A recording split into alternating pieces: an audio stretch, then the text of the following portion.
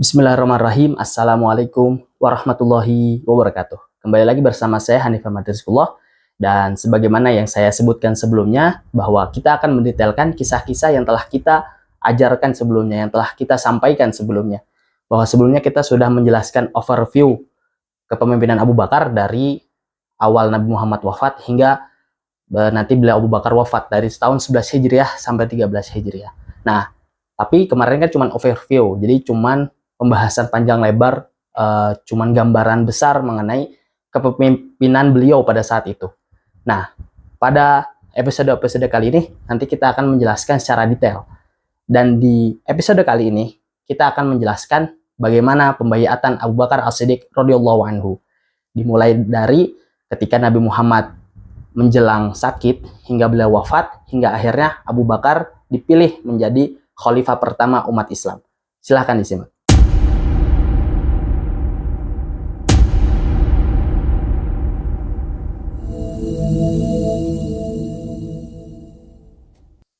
Seperti yang telah kita sebutkan sebelumnya, bahwa sebelum Rasul Shallallahu Alaihi Wasallam wafat, beliau sempat sakit terlebih dahulu. Ada yang mengatakan bahwa beliau sakit selama 5 hari. Jadi sakit 5 hari sebelum wafatnya beliau. Biasanya beliau Shallallahu Alaihi Wasallam biasanya suka berkeliling ke rumah istri-istri beliau. Karena istri beliau memiliki beberapa istri, dan setiap hari itu beliau menggilir istri-istrinya untuk tinggal di tempat mereka. Nah, ketika Rasulullah Shallallahu Alaihi Wasallam sedang sakit, maka Rasul meminta izin kepada istri-istri beliau agar bisa tinggal di rumahnya Aisyah. Nah, jadi Rasul Shallallahu Alaihi Wasallam tinggal di rumah Aisyah ketika beliau wafat. Yang mana rumah Aisyah ini kamarnya itu adalah di samping Masjid Madinah, ya, di samping Masjid Nabawi. Yang mana dari pintunya Aisyah aja beliau itu bisa langsung pergi ke masjid. Nah, ketika beliau ini sedang sakit, yang menggantikan beliau sebagai imam, sebagaimana yang telah kita sebutkan sebelumnya, yang menggantikan beliau adalah sahabatnya yang paling mulia, yaitu Abu Bakar As-Siddiq. Yang mana beliau ini menggantikan beliau ketika beliau sakit. Nah, pernah suatu kali beliau itu udah mulai enakan nih, udah mau sholat. Akhirnya beliau itu keluar untuk mengikuti sholat bersama kaum muslimin. Yang saat itu sudah dimulai sholatnya. Jadi sholatnya itu udah dimulai, Abu Bakar sudah jadi imam, dan udah dimulai sholatnya. Rasul tiba-tiba keluar dan akhirnya duduk di samping Abu Bakar. Abu Bakar yang saat itu nggak enakan saat sedang jadi imam, awalnya pengen mundur. Tapi kata Nabi, tapi Nabi dengan isyarat disuruh melanjutkan. Abu Bakar disuruh melanjutkan sebagai imam. Nah, Rasul ketika itu menurut para sahabat mengikuti sholatnya Abu Bakar. Nah, Rasulullah Shallallahu Alaihi Wasallam pernah terlihat sudah membaik. Nah, ketika itu akhirnya Abu Bakar yang melihat Rasul sudah baikan, karena dikiranya Rasul itu sudah mulai sehat, maka Abu Bakar izin kepada Rasul agar bisa menginap di salah satu istrinya, yaitu di As-Sunuh. As-Sunuh itu adalah salah satu tempat di pinggiran Madinah begitu. Jadi tidak berada di kota. Jadi agak di pinggiran Madinah. Itu adalah salah satu rumah istrinya Abu Bakar radhiyallahu anhu. Nah, ketika beliau lagi di As-Sunuh, terus juga seperti yang kita sebutkan sebelumnya bahwa saat itu pasukannya Usamah bin Zaid sudah dikirim dan mereka sedang menetap di Jurf. Jurf itu di sebelah utara kota Madinah yang mengarah ke kota Syam. Nah, jadi Abu Bakar ada di As-Sunuh, pasukannya Usamah bin Zaid ada di Jurf. Nah, ketika itu tiba-tiba qadarullah telah sampai kepada mereka berita bahwa Rasul Shallallahu Alaihi Wasallam wafat. Dan akhirnya pasukannya Usamah bin Zaid saat itu, seperti yang kita ceritakan juga, bahwa mereka itu akhirnya jadi ragu untuk melanjutkan perjalanan. Dan akhirnya Abu Bakar yang saat itu ada di As-Sunuh kembali lagi ke kota Madinah, ke kamarnya Aisyah.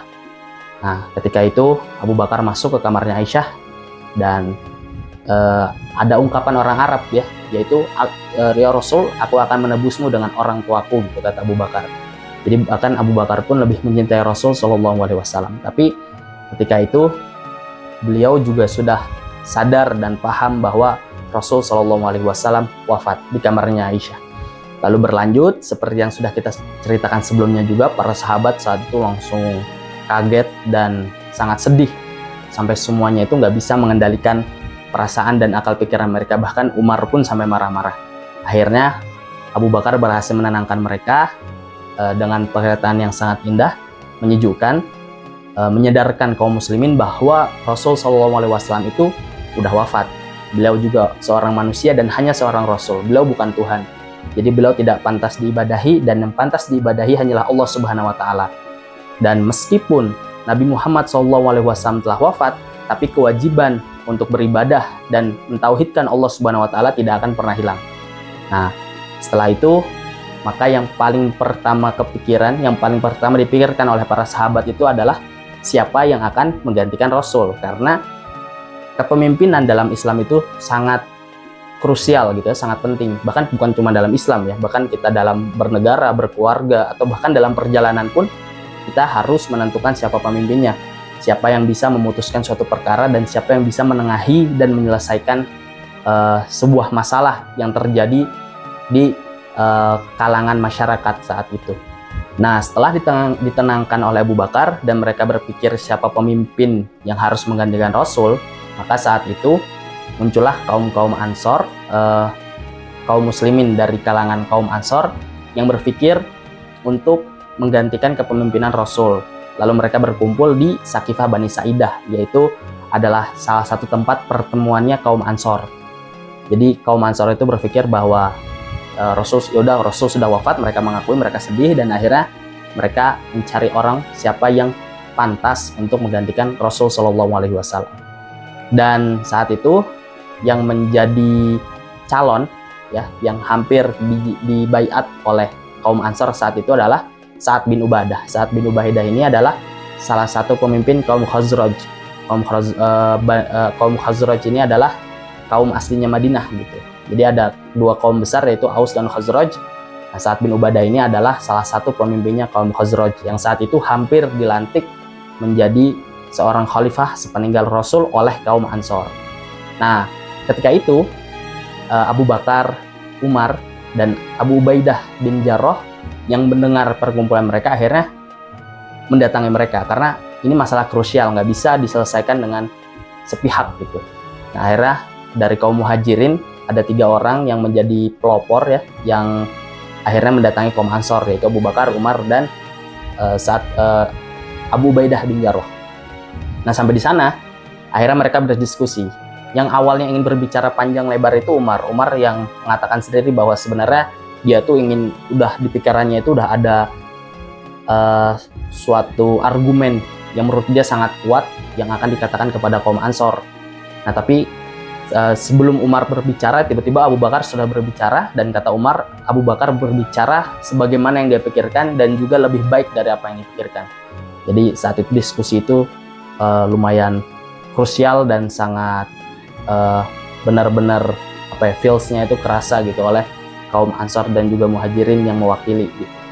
Nah, Abu Bakar ini memulai diskusinya, memulai argumennya ini dengan menyebut-nyebut kebaikan kaum Ansor, dan ini adalah salah satu adab ya, ketika kita berdiskusi dengan seseorang hendaknya kita juga memuji mereka terlebih dahulu agar tidak terlalu memanas diskusi yang akan berlangsung gitu. Saat itu Abu Bakar memuji terlebih dahulu apa yang telah dilakukan kaum Ansor, karena apa yang telah mereka lakukan kepada Rasul itu juga sangat membantu perkembangan dakwah Islam. Bahkan negara Islam pertama yang berdiri itu di kota Madinah ya. Karena jadi di Mekah saat itu diusir, disiksa, akhirnya mereka hijrah ke Madinah, dan kaum Ansor lah orang-orang yang sangat membantu Rasul dan para sahabatnya, sampai ada yang membagikan tanah, membagikan rumah, membagikan banyak sekali harta benda, dan mereka saling berjanji untuk membantu satu sama lain. Itulah kebaikan kaum Ansor, dan itu disebutkan oleh Abu Bakar secara ringkas ya. Jadi kata Abu Bakar, kalian itu adalah orang mulia, dan sebagaimana yang kalian ketahui, kalau kalian berjalan di suatu tempat maka Rasul juga berjalan di sana gitu, kata Abu Bakar. Lalu setelah memuji kaum Ansor, Abu Bakar juga mulai menjelaskan isi unek-uneknya gitu ya, argumen. Beliau berargumen bahwa kalian juga tahu wahai kaum Ansor, jadi Abu Bakar berkata, kalian juga tahu wahai kaum Ansor bahwa yang cocok, yang pantas menjadi pemimpin kaum muslimin itu adalah orang Quraisy, karena Rasul sendiri yang mengatakan seperti itu. Jadi Rasul mengatakan bahwa pemimpin itu berasal dari Quraisy. Makanya menurut Abu Bakar bahwa yang pantas menjadi khalifah sepeninggal Rasul Shallallahu Alaihi Wasallam adalah kaum Muhajirin, ya, karena kaum muhajirin ada orang Quraisy yang pantas menjadi pengganti Rasul dan memimpin kaum muslimin. Dan kalian kaum Ansor adalah wazir. Wazir itu bisa dikatakan sebagai menteri ya, atau pembantu pemimpin, pembantu khalifah gitu. Jadi dari kami amir, dari kalian wazir, seperti itu. Lalu karena kuatnya argumen kaum muhajirin, yaitu yang diwakilkan oleh Abu Bakar, makanya Sa'ad bin Ubadah saat itu yang hendak menjadi khalifah, akhirnya mengakui kebenaran argumen dari Abu Bakar As-Siddiq radhiyallahu anhu. Jadi di sini akhirnya kaum muhajirin dan Ansor sepakat nih bahwa yang mewakili Rasul menjadi khalifah, menggantikan Rasul menjadi khalifah adalah kaum muhajirin dari kalangan Quraisy. Lalu saat itu Abu Bakar langsung mengusulkan dua nama besar juga. Ini adalah sahabat-sahabat mulia juga, yaitu Umar bin Khattab dan juga Abu Ubaidah bin Jarrah, yang saat itu berdua sedang mengikuti diskusi di Sakifah Bani Sa'idah.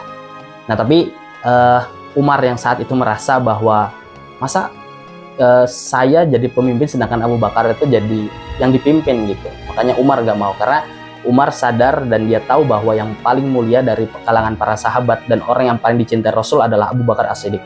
Lalu saat itu langsunglah Umar itu langsung baiat Abu Bakar. Jadi pada awalnya Abu Bakar ini ngusulin dua nama sahabat.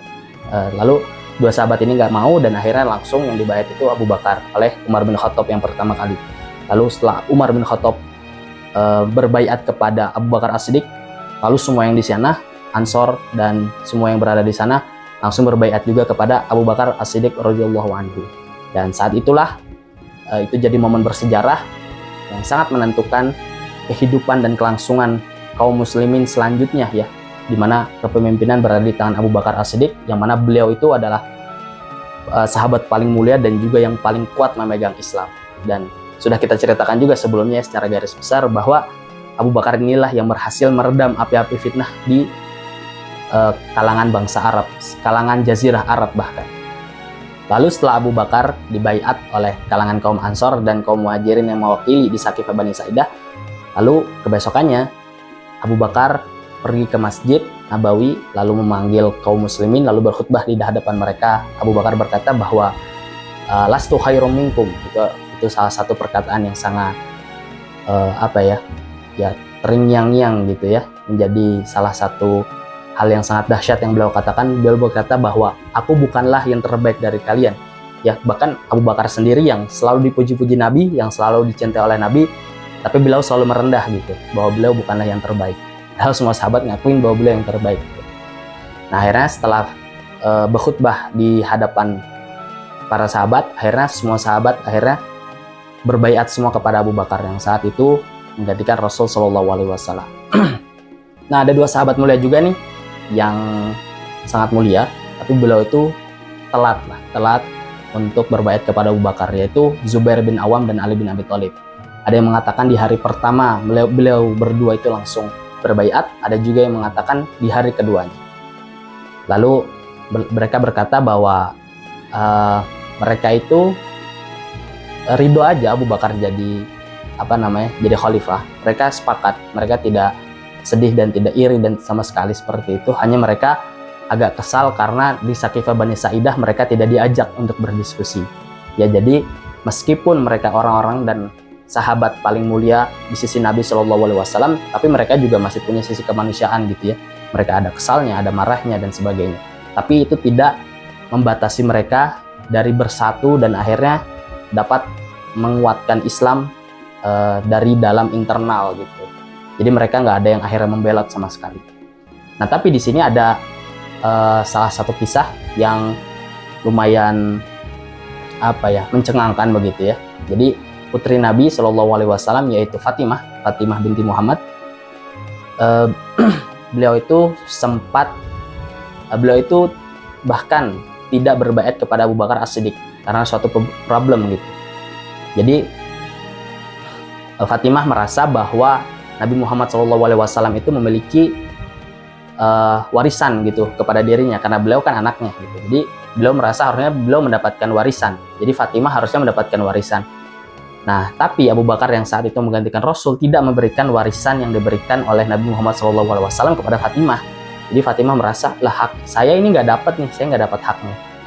Tapi Abu Bakar menjelaskan bahwa Rasul Shallallahu Alaihi Wasallam pernah bersabda bahwa para nabi itu tidak mewariskan apapun. Semua yang diwariskan nabi itu menjadi sedekah bagi umat gitu. Jadi Rasul punya kebun di Fadak, punya kebun lagi di Khaybar, itu nggak ada yang diberikan kepada Fatimah, tapi diambil oleh negara ya, diambil oleh khalifah, lalu kebun itu dikelola yang nanti hartanya itu untuk menafkahi keluarga Rasul ya. Tapi Fatimah beranggapan bahwa itu haknya dia, karena dia kan beliau itu kan anaknya Rasul, seharusnya mendapatkan bagian warisan gitu. Nah itu nanti ada problematika sedikit. Jadi ada sahabat yang tidak berbaiat kepada Abu Bakar, yaitu Fatimah binti Muhammad.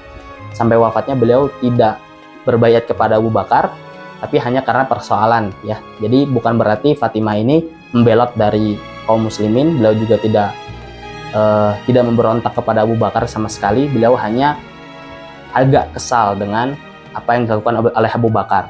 Tetapi Abu Bakar pun memiliki alasan kenapa beliau melakukan hal tersebut.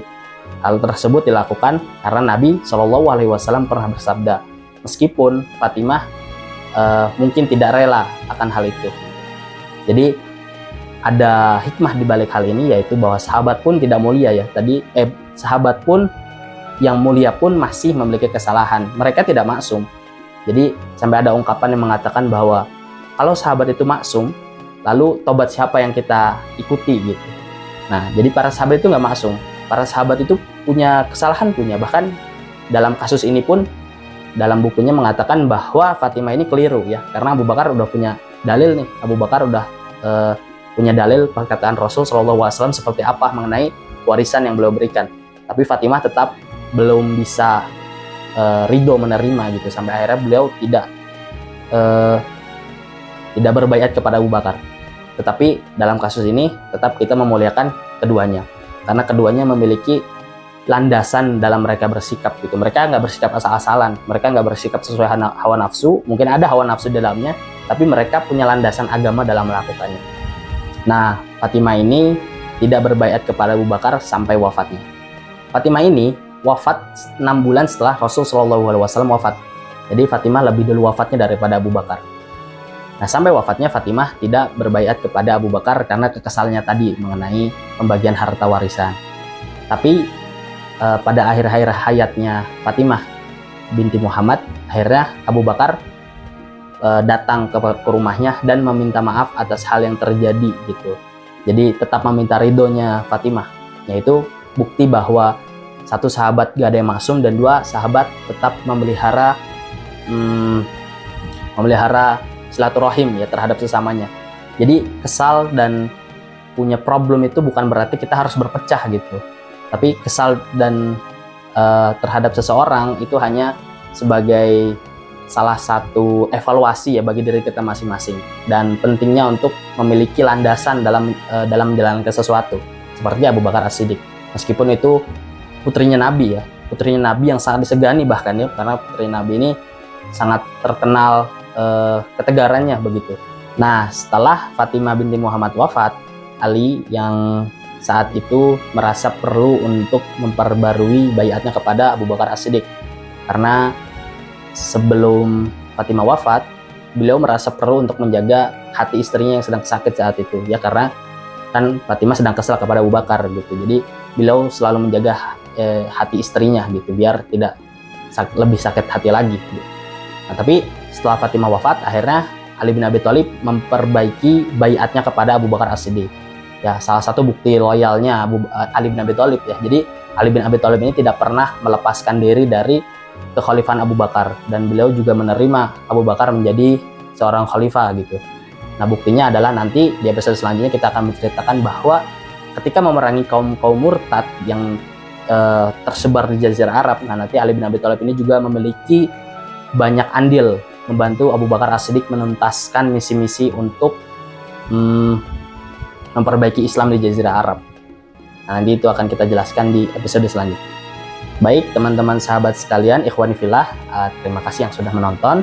Jadi itu sebagian kisah kejadian yang terjadi di zamannya Abu Bakar As-Siddiq radhiyallahu anhu, dan itu adalah salah satu kisah pembaiatan Abu Bakar. Saya cukupkan di sekian. Semoga apa yang tadi kita ceritakan menjadi manfaat dan berkah bagi semua yang menonton. Dan jika ada salahnya, jangan sungkan untuk menceritakan apa kesalahan dan sesuatu yang harus dikritisi gitu ya, silahkan. Saya cukupkan sekian. Billahi taufiq wal hidayah, waridho wal inayah, wal jihadu fisabilillah. Wassalamualaikum warahmatullahi wabarakatuh.